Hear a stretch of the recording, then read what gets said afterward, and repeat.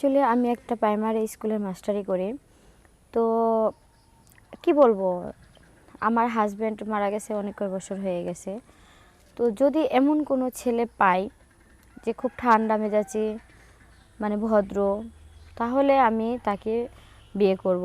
তার কাজ কাম না থাকলেও আমার সমস্যা নাই, কারণ আমি যে স্যালারি পাই সেটা দিয়ে আমার চলে। তো এমন যদি একটা কোনো ছেলে পাই যে সেই ছেলেটা দেখা যাচ্ছে সারাদিন অন্তরত ভালোভাবে 2 মিনিট কথা বলতে পারবে সাথে বসে, ভালোবাসা জিনিসটা সে বুঝতে পারবে, বা সংসারের উপর একটা টান থাকবে, এরকম যদি কোনো ছেলে পাই, অবশ্যই কোনো যদি থাকে তাহলে অবশ্যই আমার সাথে যোগাযোগ করবেন। কারণ আমি একজন ভদ্র ঠান্ডা একটা মেজাজের একটা ছেলে খুঁজতেছি যাকে আমি বিয়ে করতে চাই। আর এই জন্যই আমার আজকে এখানে আসা, কারণ এতদিন আমি আসলে চাই নাই যে কোনো ছেলে আমি কোনো ছেলের সাথে বিয়ে বসি। কিন্তু এখন আপাতত বুঝতেছি যে একা একা থাকাটা জীবনে অনেক বড় কষ্টের।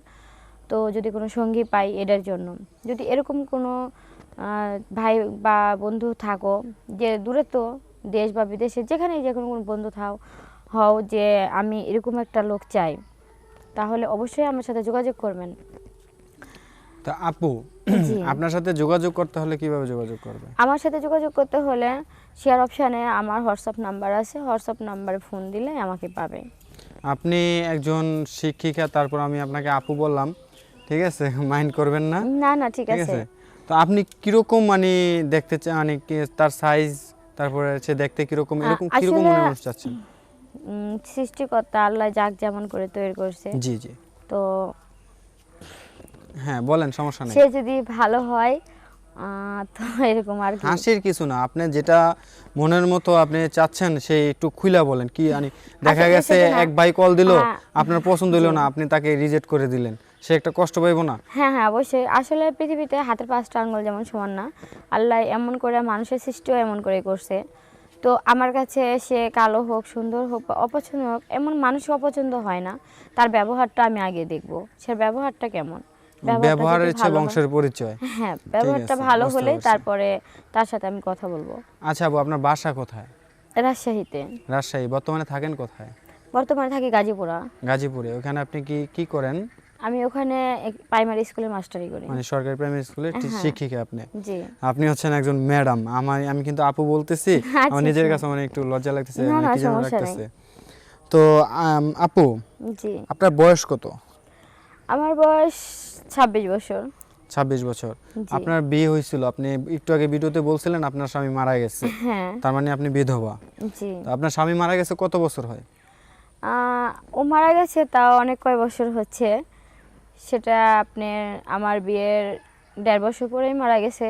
তো এখনো আমি বিয়ে করি নাই।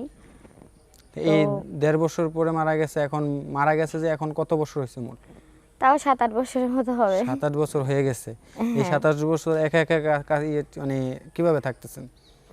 আসলে এতদিন বাচ্চাদের পড়াইছি, পড়ার মাঝখানে এতটা মনে হয় নাই, কিন্তু এখন মনে হয় যে আমি নিজেকে একা একা মনে হয়। এই জন্য আর কি আমার লাইফে আসা। যদি এরকম কোনো ভালো একটা ভদ্র ছেলে পাই তাহলে জীবন সঙ্গী করব।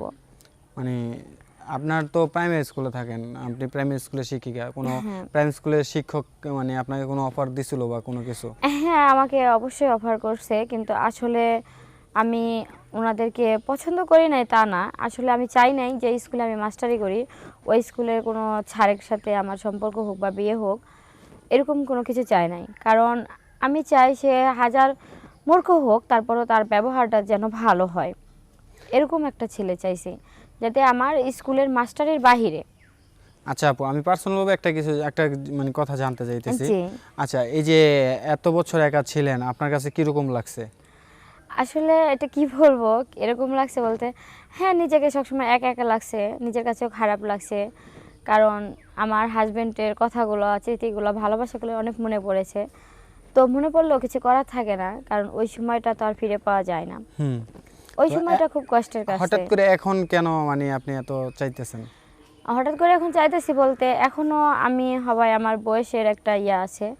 তো এখন একটা প্রত্যেকটা মেয়ের একটা যৌবনের একটা ইয়া থাকে, যে একটা চাহিদা থাকে এরকম, যে একটা মেয়ে এই বয়সে মনে করেন আমার সংসার করার জন্য, এখন এই বয়সে যদি আমি সংসার ছাইড়া রাখি তাহলে কেমন লাগে। তো এতদিন ভেবেছিলাম যে আমি আর বিয়ে করব না, তারপরে এখন হঠাৎ করে মনে হচ্ছে যে না, আমার বিয়ে করাটা দরকার, কারণ নিজেরও তো একটা শান্তি সুখ মানে আশঙ্কা এরকম একটা কিছু চাহিদা তো বুঝতে থাকে, পারছি। তাই না? তো আপু আপনার সাথে যোগাযোগ করতে হলে হ্যাঁ, আমার সাথে যোগাযোগ করতে হলে আপনি শেয়ার অপশানে যাবেন, শেয়ার অপশানে গেলে ক্লিক করলে নিচে একটা হোয়াটসঅ্যাপ আসবে, হোয়াটসঅ্যাপের প্রথম যে নাম্বারটা, এই নাম্বারটাই আমার, এই নাম্বারে যোগাযোগ করলেই হবে।